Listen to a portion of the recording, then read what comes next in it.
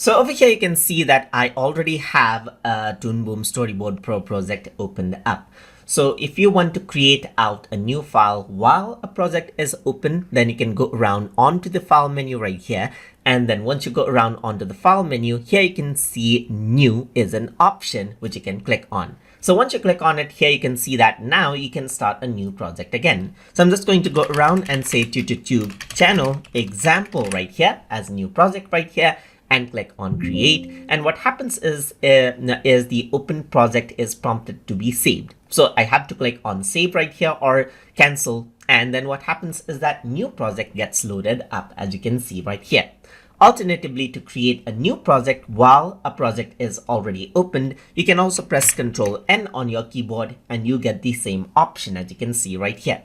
So this is how, while you're actually working on a project, you can simply create out a new file and then save it out right here. And that is how you can simply create new projects without having to close out the projects inside of Toon Boom Storyboard Pro, which is already open. So I hope you guys learned something as always. And as always, please like, comment, share, and subscribe.